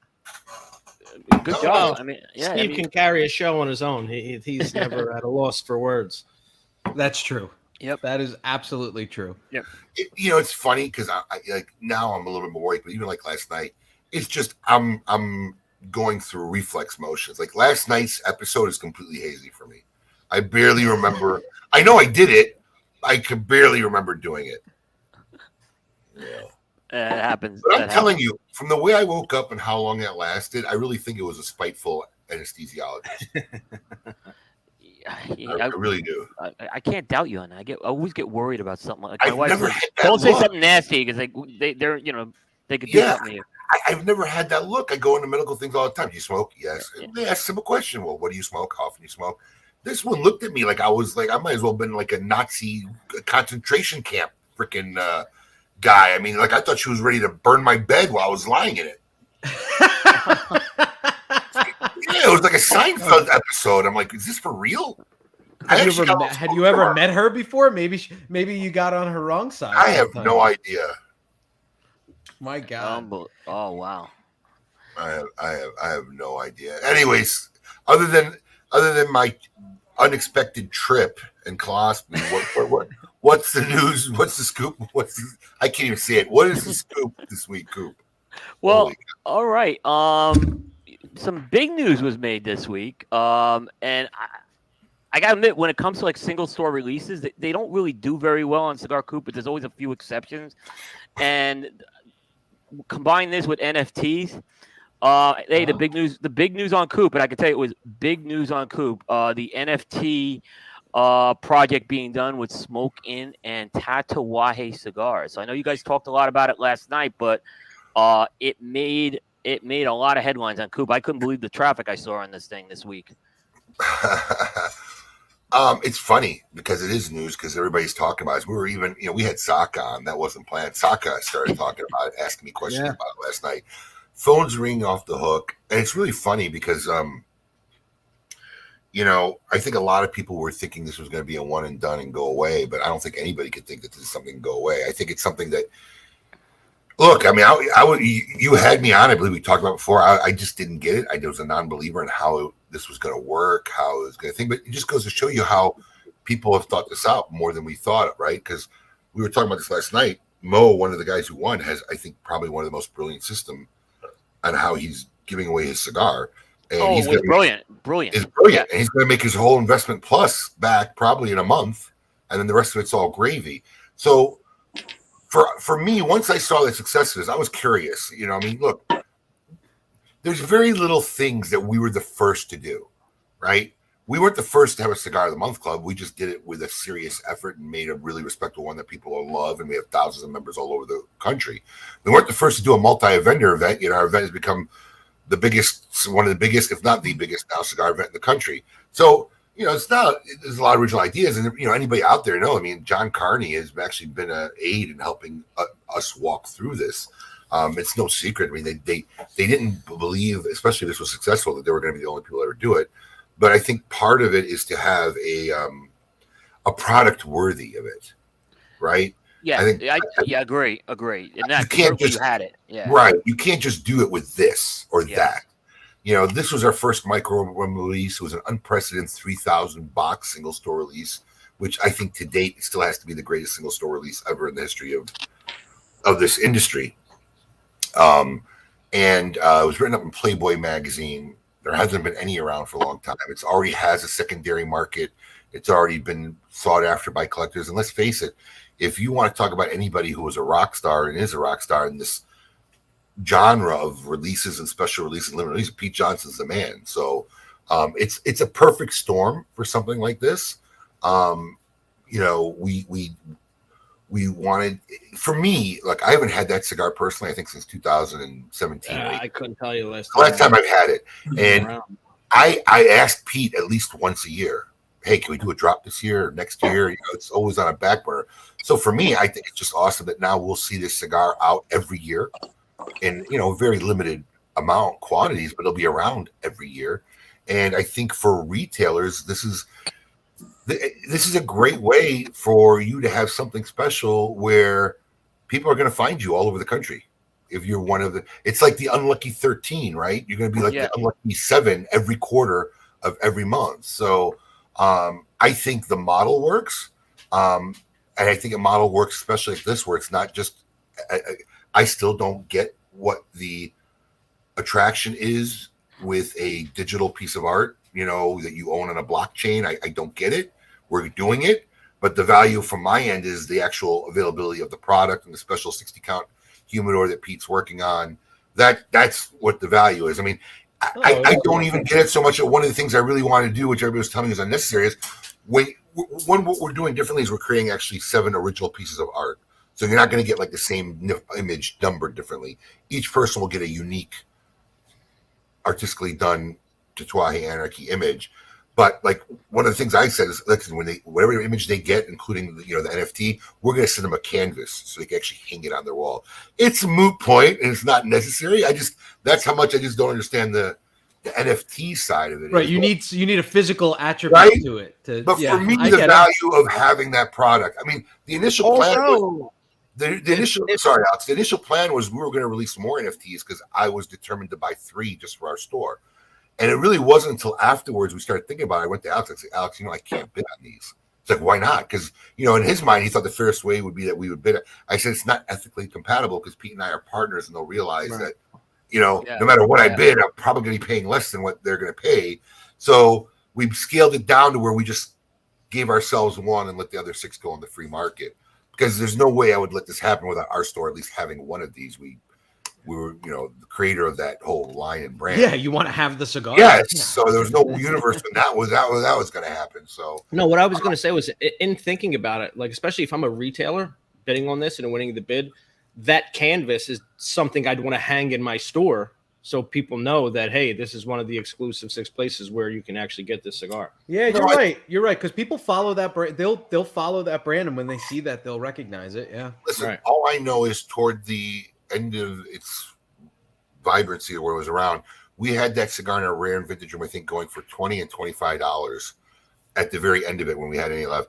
And they were buying them and putting them, and we were seeing them on the aftermarket for 100 plus. So we already know there's a secondary market for this, and where I was talking with Alex last night. I said, look, I'm going to be the last guy to sell ours because I'm going to see where the other 6 want to determine where the market is, because that's right. And it's going to be one of those things where just the people in the market will demand, will set where where retailers are willing to sell them. I think the way that, I forgot the name of the shop, but the way that one shop is doing it is actually extremely brilliant. It was Sons, yeah. He's giving them all away. I mean, in a raffle, but he doesn't even have to worry about creating that market value for it. Now, instead of worrying about whether I have to find out whether I could buy it for $50 or $100, for $20, I can get at the very least a chance at a 5-pack. The odds are very interesting. The odds are very low, but it's like Powerball is the way I was looking at. People will play Powerball, right? So why would you play $20 and take a shot at this? Yeah, the odds are way better than Powerball. Well, I'm just saying the odds. They're very low odds. I mean, I think the highest odds are for that first tier. It's like 0.1% that you'll have a shot to win. The raffle tickets are $20. Listen, Coop. Yeah. At worst case scenario,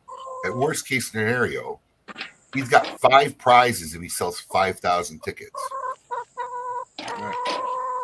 Yeah, no, he does. I don't think he'll sell 5,000 between now and October. That's tough. I don't think they have the marketing on him to do it. That's just my opinion. The marketing's already been done. It's already been talked about. If you're out there, he's only one of 7 places to find it. Yeah, and Coop, you're thinking he has to find 5,000 people. He doesn't. I see what he's saying. There are a lot of people just going to drop $100 for 5 chances. Right. I see that. That's a fair point. About, you need to find 1,100, 1,200, 1,300 people. It's a very well thought out. Listen, the first thing I texted Alex and Matt was, I love this guy. This guy thinks this was brilliant. It was brilliant. Yeah, I gotta say, he makes it so that the masses had a chance, and not just. I mean, we could have done that with our soccer ashtrays. I could have made packages that were $1,500, and anybody willing to pay $1,500 gets it, and then great, I make 6 people happy, right? But we give everybody a chance to win. Then all you had to do was buy a 5-pack, and we sold a lot of 5-packs. So I love his format, but it just goes to show you the creativity of retailers, right? I mean, here I am. I'm making fun of it. I would have never thought of that. I mean, maybe I would have if I put up the money. But I didn't get that chance where I had to think of something like that. But this guy was brilliant. I believe he'll make his investment back within 1 month, and the rest are just gravy. He won't have to worry whether there's a market for it for $100 or more. He can aggressively sell them, he can aggressively sell them. So stupid. Yeah, that's why I thought it was a great move. I said stupid. I meant to say genius. Do you see how much? I know what you meant. I know. Holy cow! I knew what you meant. Yeah. Oh, Abe, question for you. So you got one of the NFTs, right? And is there a financial piece that you have to invest into this blockchain to get it started, or is it just simply creating the art and then putting it out there? No, you have to create the art, and then you have to submit the art to them to convert it into some kind of blockchain deal. Okay. So the clearinghouse handles it. They house it. They get it. And technically, all the blockchains will be assigned to us, and then the transfer will happen from us to 6 other retailers on the auction. Okay. So there's a middle company, Eureka. In fact, we're using the same company that John recommended. They seem like great people so far. We're waiting on the final paperwork, but they seem like very organized, very on the ball people. Right.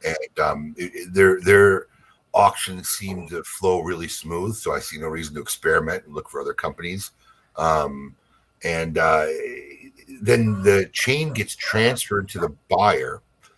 Then there's a special store that the chain recognizes. So as long as you own the NFT, so you have to create a, what is it called? The wallet, Alex? Yeah, coin wallet. You have to create a coin wallet because this is where it exists. And then when you go to make your monthly purchases, where with ours will be a quarterly purchase, it recognizes the chain in your wallet and it lets you in to make the purchase. If you ever sell the art and the blockchain, then you won't recognize you, and they'll know it's not there. And the new Right. And that transaction's also handled by the blockchain people. They handle the transaction time. It's very interesting, man. I've learned a lot just in the last 3 weeks of talking with these people and John and everything about how this stuff works. But it's out there. But one of my goals is I'm trying to really work with the art to create some really cool, unique pieces that people will really want to hang on their wall. It'll be looking cool. Yeah. I thought that was cool how you're doing the different pieces and you have the canvas piece to go with that. I thought that was cool. Yeah. So it'll be and what's cool is Pete is uberly excited about this. He's been showing me some band work and his thought on boxes. And look, people don't realize, and I mentioned it last night, we were very attached to that project. It was a really big project for the both of us. In fact, we were teasing Jordan Gutterman the other day because he reached out to me after he heard about the press release. And I said, we both were just talking the other day how you still didn't mention as Tatuai Anarchy, one of the top 50 things that happened in the cigar industry when he had his top 50 a couple of years ago. How could that not been on there? So it's exciting to work with Pete on this because we both are very passionate about this particular launch and release. And I see it as a layup. If I'm a retailer, I'm bidding all over this. It's a great draw for my business, for my store, for my clients, those people who are small, who seek after that stuff. And everybody knows that Pete has a huge following of people who like that. No, I think it was really good, and I think you made one other really good point, Abe. When you talked about the project, Anarchy's really the one I think that started this single store release craze. I mean, there was some beforehand, right? But that's the one that, when people saw what happened with Anarchy, everyone then started wanting to have a store exclusive. I don't think there's a lot of cigars out there where you could pull this off on, is what I'm saying. There isn't. We're fortunate enough that we actually had one in our portfolio. And there might be only one other one, or two tops that could do something like this, Yeah. But it really doesn't have that national draw appeal that any retailer would say, I got to have this in my store. Right. Anarchy was the one cigar that we actually know. I know dozens of retailers would just had ordered from us on our website, paid full retail just to have them in their stores. Oh, I've seen them. I saw them in Some Virginia once. Yeah. They didn't even call and ask me. If they called and asked me, I would have wholesaled them 10 boxes. Yeah. They just went on the website and bought them. I remember when this was kind of being teased, a bunch of the media guys actually started really hammering the trademark site, and then they figured out it was Smoke Inn actually before it got announced. I mean, it was people were trying. Yeah, it was. I don't think anyone suspect. They just thought it was another Pete release. I don't think they realized it was a single store release at the time. That was an 8-month marketing campaign where we didn't tell anybody what it was or who it was about or anything until literally the last 45 to 60 days. Pete was getting texts. Was he starting a rock band again? Was he starting a clothing line? Nobody. And I had, thank God, Pete cooperating, wasn't telling anybody what was going on. Right. And it was a really well done. It was marketing 101. It was a well done campaign. It was. In fact, I remember you had a Facebook page, and it was just a separate standalone Facebook page, and no one knew. Yeah. We had the website. That's right, website too. Yeah. The website was the coolest thing because no one knew what it was about. All it talked about was Tatuai Anarchy. The anarchy was coming, and it had a globe that turned. And every couple of weeks, there was a new red dot that highlighted on the globe, and you click on that city, and there'd be a huge anarchy photo of either a riot or something going on, and a little thing, anarchy breaks out, and so, whatever. And in every photo, I was hidden in there holding an anarchy cigar, but we never told anybody this. And it was actually really, really well thought out. Yeah, it really was. It was a very. I remember. It's. So I'm excited about this. I'm excited about this project. I'm excited to see how it goes. And I'll be honest with you, what I'm really most excited about? I'm excited about that I'm going to have 15 boxes a quarter. Yeah. We get a lot of people that still ask us for that cigar. I will. And I don't have to worry about glomming some from the beginning because I know I'm going to be able to get 15 every quarter.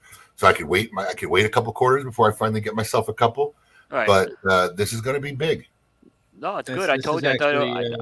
I think it's exciting to see this project back for sure. Pete's working on a new NFT version of the brand so that they never get confused with any original of the releases that were out there. And we're going to spruce up that 15 count box a little bit. So, there's no distinction. There's a definite distinction with anybody who still may have an original Anarchy lying around compared to these releases. Right. That's a good idea too. Yep. That pic's actually from that website still exists and is up. That original Tatuaje Anarchy website. Is it No, it got redone. The Globe is not there. Yeah, it's not. It's not. But that. Yeah.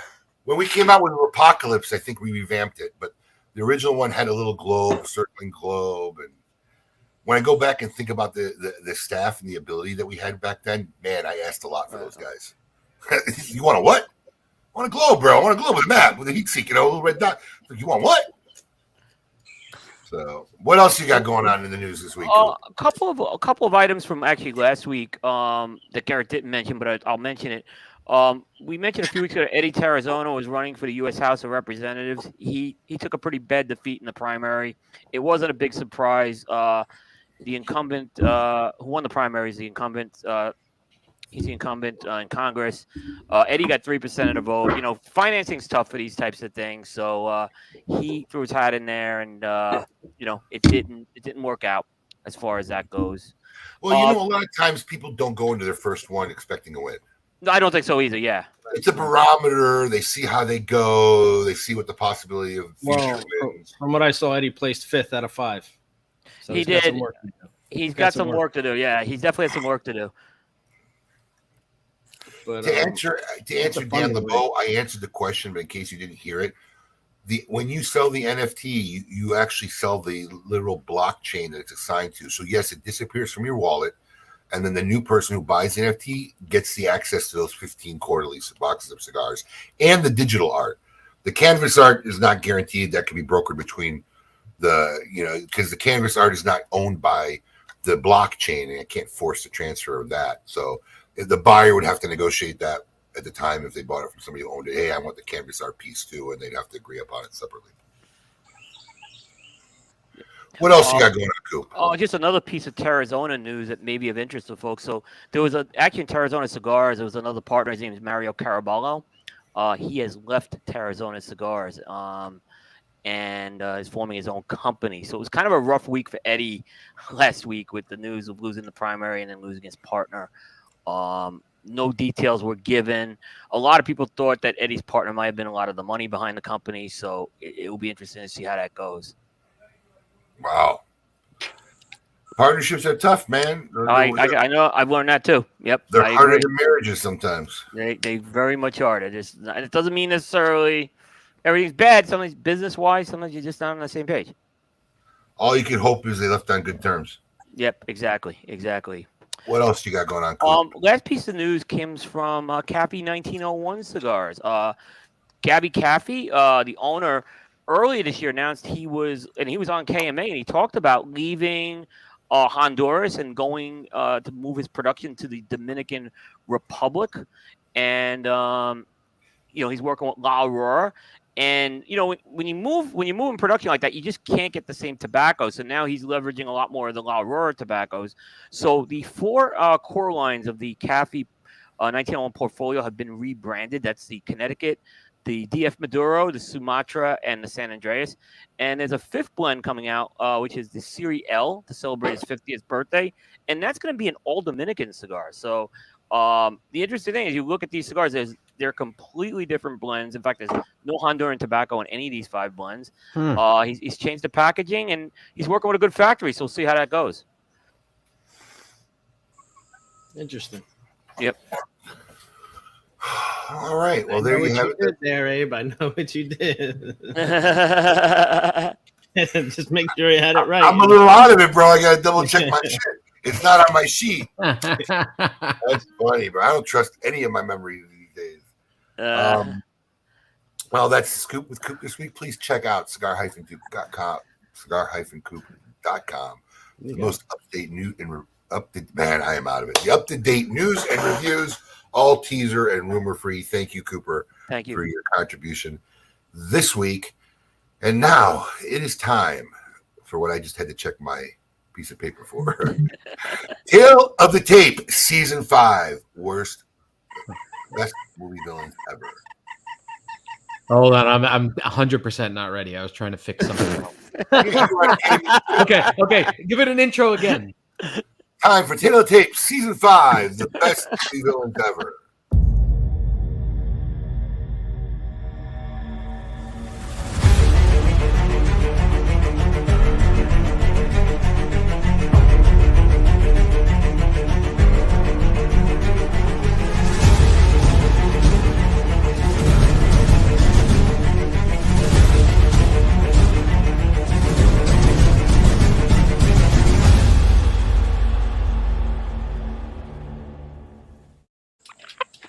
All right, here we go. Tail of the tape. And there's a crazy chicken in front of us, which may qualify as top. It might.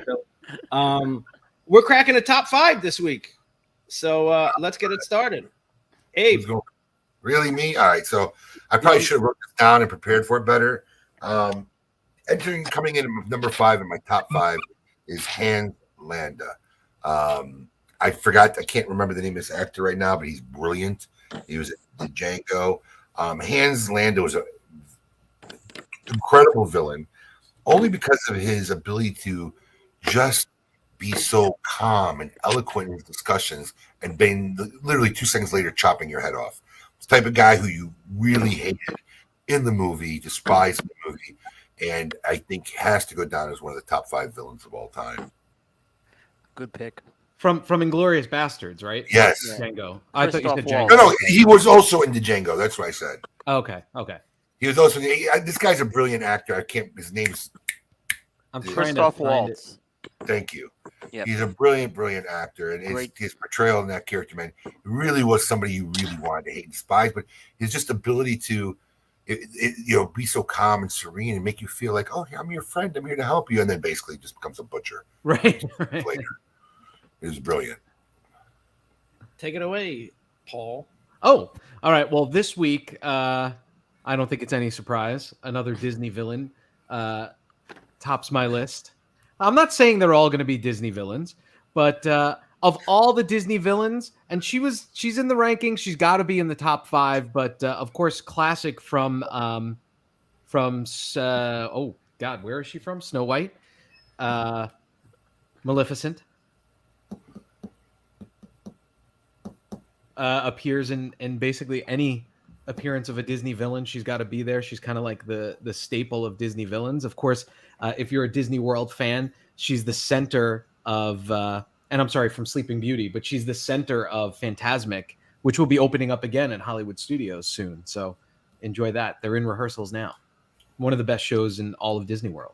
Now, is this the same Maleficent that's portrayed by Angelina Jolie? Yeah. In the movies? Yeah. So when she does it, they make her almost out to be good. Right. Well, she started good.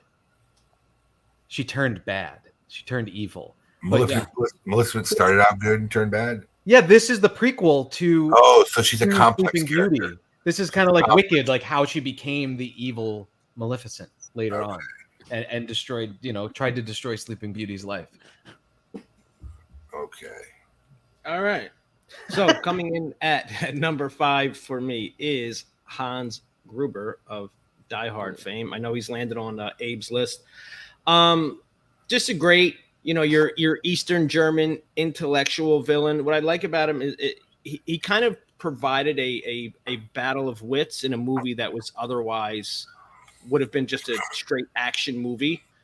Very calm, cool, and collected, and kind of provided that intellectual touch to an otherwise Bruce Willis action movie. I agree. Koopa. All right.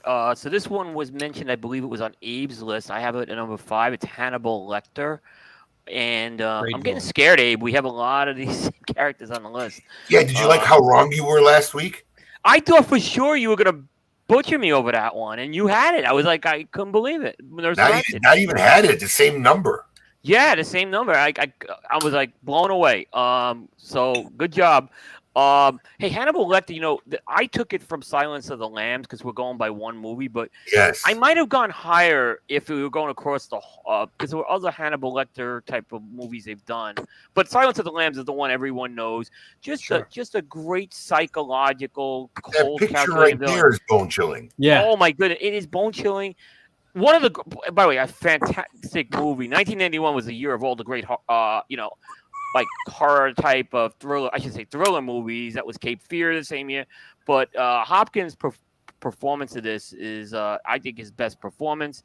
And like I said, there's no doubt you know this is the villain. Now, you may say, Abe, you brought the point up about Buffalo Bill maybe being the more, like, villainy type of character. Well, but I don't think he had the specter. I don't think he had the specter of Hannibal Lecter. But he's definitely worth a mention. That was a creepy dude. He was. Like, he was. I mean, listen, there was a lot of people who struggled that didn't make my list, and Buffalo Bill was one of them. Yeah, dude.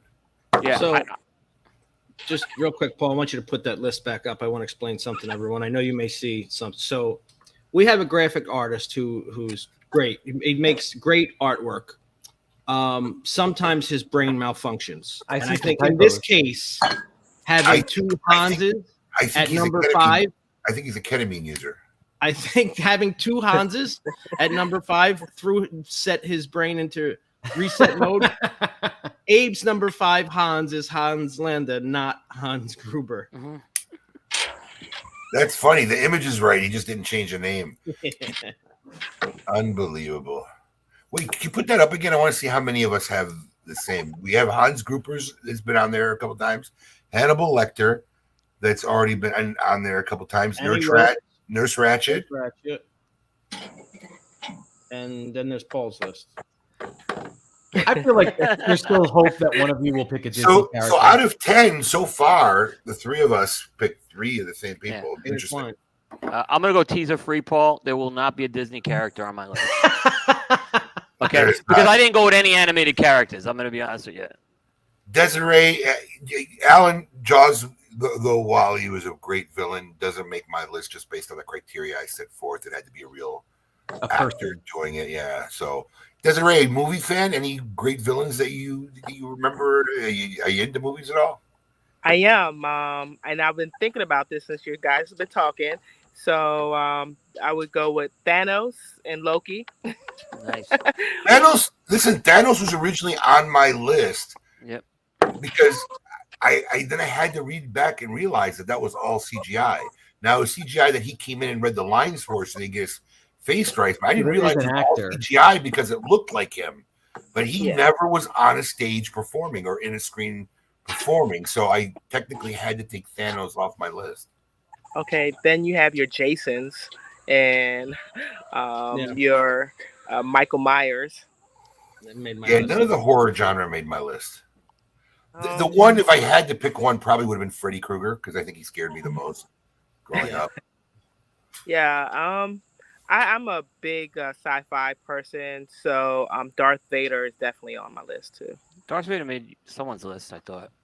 He was on my list. Yeah. Darth Vader was on my list. All right, well, there you have it. Team Tales Season 5, 4 more weeks ahead until we find out who our number 1 choices are. Now, as we close every KMA episode, and we have a segment brought to you by the fine folks over at Gurkha Cigars. We're about to find out if Desiree, which she would rather. All right.